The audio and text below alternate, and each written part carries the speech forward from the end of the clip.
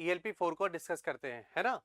ELP4 को discuss करने से पहले वही चीज जो अपन शुरुआत से करते हुए आ रहे हैं उसी तरीके से चलेंगे। यहाँ पर भी देखिएगा, सबसे पहले यहाँ पर जिस चीज की जरूरत है आप सबको पता है, आर सीरीज का फॉर्मूला कितना बेटा, R1 प्लस R2। सिमिलरली अगर हम बात करें आर पैरेलल के फॉर्मूले की, तो ये भी बच्चे आप सबको याद है, आर पैरेलल का फॉर्मूला कितना, R1 R2 upon R1 plus R2। अच्छा अब ये बताइए, जो भी आर पैरेलल का आंसर आता है वो किससे छोटा, R1 और R2 दोनों रजिस्टर से छोटा वैल्यू देगा, बट छोटे वाले के आधे से बड़ी वैल्यू देगा, तो R1/2 से बड़ी वैल्यू देगा। याद आ गया तरीका। इसके बाद आपने कुछ वैल्यू सीखी थी, जैसे 15 और 10 का पैरेलल कितना, 6, 12 6 4, 12 4 3। अब इन्हीं तरीकों से बेटा जब आप आगे बढ़ते हो तो बात आता है मेथड ऑफ सॉल्विंग।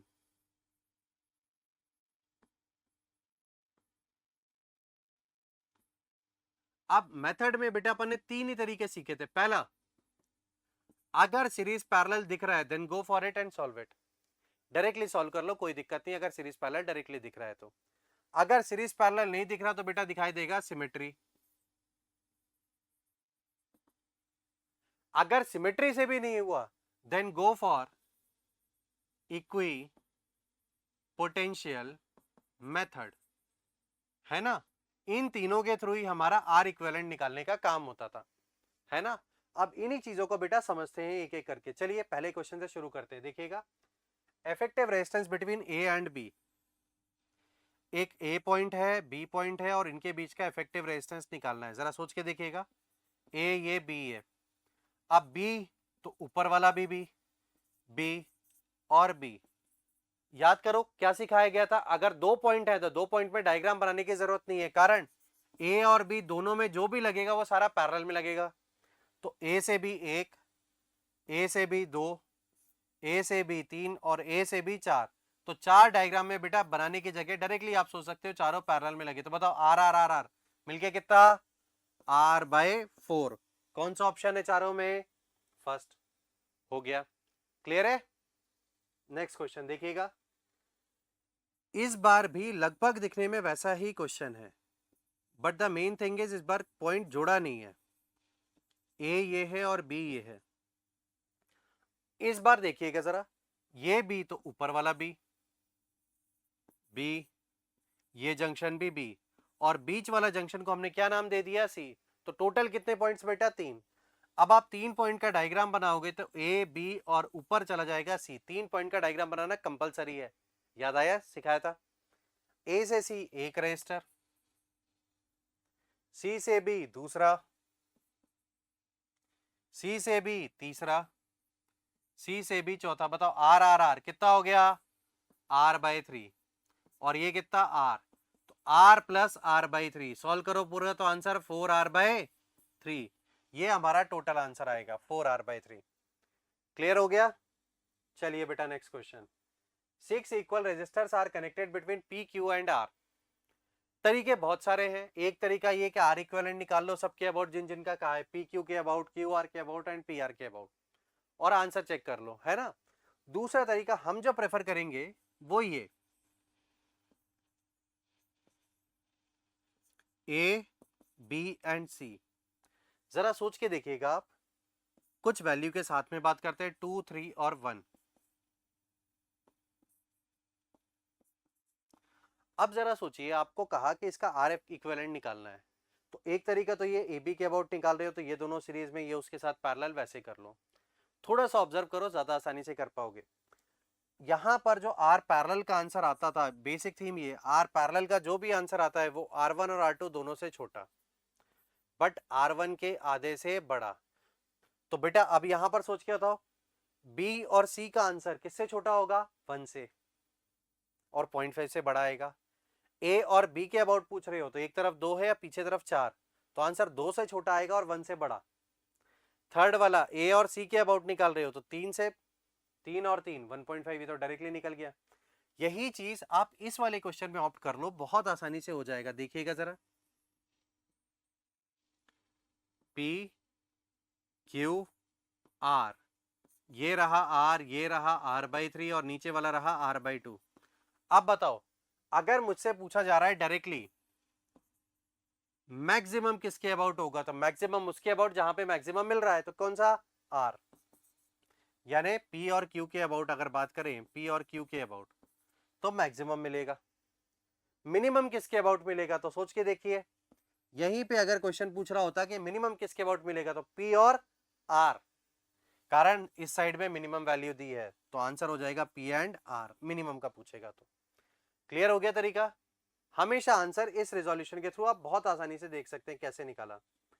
अगला बेटा देखिएगा, two metal wires of different identical dimensions, length और एरिया सेम है भाई, आर कनेक्टेड इन सीरीज। सबसे पहली चीज किसमें जोड़ा, सीरीज में। अब दोनों की कंडक्टिविटी दी हुई है, लेट्स से इसको डिराइव करते हैं, समझने की कोशिश करते हैं क्वेश्चन है क्या। पहले देखो, एक रॉड है, इसके आगे एक और रॉड को लगा दिया, एक की resistivity rho 1 rho 2, length L, area A। इन दोनों रॉड के जगह मुझे एक सिंगल रॉड रिप्लेस करना है, दोनों का कॉम्बिनेशन का जो एग्जैक्टली सेम दिखाई दे, तो उसकी लेंथ हो जाएगी 2L और एरिया कितना हो जाएगा A। अब आप सोचिए, R1 इसका रेजिस्टेंस, R2 उसका रेजिस्टेंस, नीचे वाले रेजिस्टेंस के बराबर होगा, तभी तो ये चीज पॉसिबल है। तो R equal to R1 plus R2। R1 की जगह बेटा रो के टर्म में पुट कीजिए, लास्ट में रो को सिग्मा चेंज कर देंगे, वो क्वेश्चन सॉल्व कर देंगे, पर पहले कंसेप्ट समझते हैं। Row 1 L by a, row 2 L by a, यहां पर आ जाएगा row L by a, L कितना, L या 2L, वेरी गुड 2L। अब बताओ तीनों में से एरिया कॉमन, L भी कॉमन, तो जैसे ही आप सॉल्व करोगे तो यहां पर आ गया 2 row will be equal to row 1 plus row 2, 2 row will be equal to row 1 plus row 2। तो रो के टर्म में पूछा होता तो आंसर होता रो 1 प्लस रो 2 बाई 2, क्योंकि उसने सिग्मा कहा है और सिग्मा हम सबको पता है, sigma equal to 1 by rho, तो यहां पर यही आंसर हो जाएगा 2 upon sigma equal to 1 by sigma 1 plus 1 by sigma 2। अब आप इस टर्म को कैलकुलेट कर लीजिए, सिग्मा को क्रॉस मल्टीप्लाई करके, तो sigma will be equal to 2 sigma 1 sigma 2 upon sigma 1 plus sigma 2, ये हमारा फाइनल आंसर आ जाएगा। तो मुद्दा ये कि अगर रो के टर्म में पूछ रहा है तो कैसे किया, और सिग्मा के टर्म में पूछ रहा है तो वो कैसे किया, ये बच्चे को सोचना आना चाहिए। पक्का। चलिए, n equal resistors are first connected in series. चलिए, n इक्वल रेजिस्टर है, सबको सीरीज में जोड़ा, बताओ सीरीज में जोड़ा आर आर आर आर, तो कितना हो जाएगा NR, that will be equal to R series, and then connected in parallel. अब आपने n रेजिस्टर्स को पैरेलल में कनेक्ट किया, तो कितना आर आर आर आर मिलके कितना हो जाएगा R बाई N। तो क्वेश्चन केवल इतना पूछ रहा है, the ratio of maximum is to minimum resistance, तो मैक्सिमम और मिनिमम रेजिस्टेंस का रेशियो बताना है। तो सोच के देखिए, R series upon R parallel का रेशियो पूछ रहा है वो सिंपली, तो NR upon R by N, तो आंसर आ जाएगा N square, third option. Clear है। चलिए बेटे next question, in the given diagram the resistance between any 2 point is R, then the equivalent resistance will be. ठीक है, A और B point के अबाउट इक्विवेलेंट रेजिस्टेंस निकालना है ना। चलिए देखते हैं, सेटअप को अगर आप देखें तो कुछ ये बना हुआ था,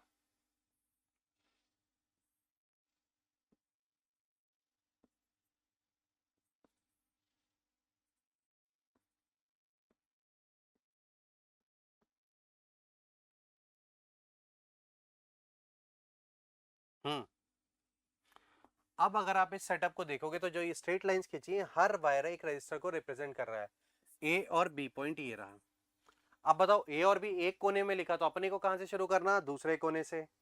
तो जैसे ही आप सॉल्व करना शुरू करेंगे, ध्यान दीजिएगा, ये आर आर आर कितना 2R, 2R और R ये मिलके आ गया बेटा कितना 2R/3।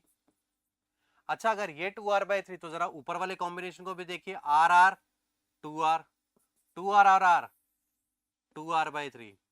आप बताइए 2R/3 2R/3 दोनों किस में, सीरीज में, तो मिलके कितना 4R/3। तो जब आप इस डायग्राम को सिंप्लीफाई कर रहे हैं तो आपके पास ये सेटअप इतना चेंज हो गया, R R R A B, और पीछे वाला बेटा लग के आ गया 4R/3। अच्छा, 4R/3 और R किस में, पैरेलल में, तो जब आप 4R/3 और R का पैरेलल सॉल्व करेंगे तो आंसर आ जाएगा 4R/7, R 4R/7, और नीचे रहा आर, ये रहा ए और बी, इन दोनों के कॉम्बिनेशन की वैल्यू वो रही 4r/7। अच्छा 4r/7 और r सीरीज में, तो जब आप इसको फिर सिंप्लीफाई करेंगे तो ये आ जाएगा ये 11r/7 और नीचे है r, ये रहा a और b। अब बताइए 11r/7 और r का पैरेलल सॉल्व कर लीजिए, तो 11r/7 into r upon 11r/7 plus r, ये बीच में प्लस इंटू प्लस r, तो सॉल्व करेंगे तो आंसर आ जाएगा 11r/18। कितना आंसर आएगा? 11r/18। तो कौन सा ऑप्शन हो गया बेटा? फोर्थ। कौन सा ऑप्शन मिला? फोर्थ। समझ में आ गया कैसे सॉल्व किया? मुद्दा ये, हाँ थोड़ा कैलकुलेटिव है बट हाँ करना पड़ेगा। चलिए बेटा नेक्स्ट क्वेश्चन देखिएगा। What is the value of the total resistance between X and Y? ये मॉड्यूल में भी क्वेश्चन है। इसी क्वेश्चन को अब यहां पर दोबारा से देखते हैं। देखिएगा सिंपल सा सर्किट, एक रजिस्टर आर, नीचे एक आर, ए और एक्स एंड वाई। चलिए 3 रजिस्टर्स, 4 रजिस्टर लगा दो।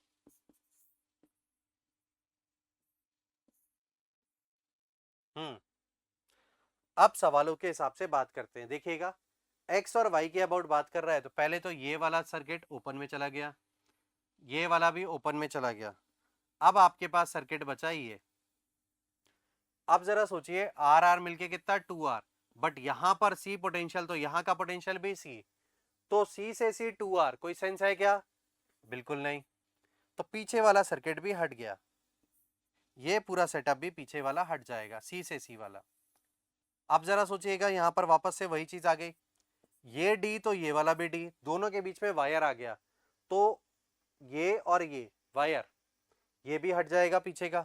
तो जैसे ये पीछे का पूरा सेटअप हटा, अब आपके पास क्वेश्चन देखोगे तो आर और आर, तो आंसर कितना आ जाएगा बेटा? Directly 2r। तो ये बेस्ट सवाल था शॉर्ट सर्किट और ओपन सर्किट को समझने के लिए। पीछे वाले दोनों ओपन सर्किट में हट गया, बाकी ये वाला सेटअप और ये वाला सेटअप शॉर्ट सर्किट के कारण हट गया। पक्का? देखिए एक और ओपन सर्किट का सवाल, 1 2 3।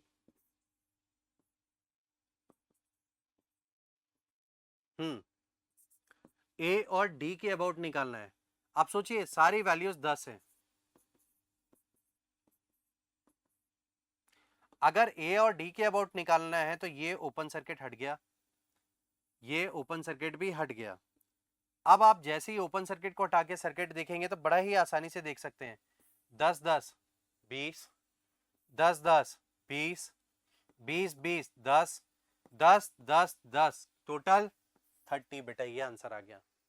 तो मेन चीज है उस चीज को देखना कि क्या हट रहा है और क्या है। पक्का?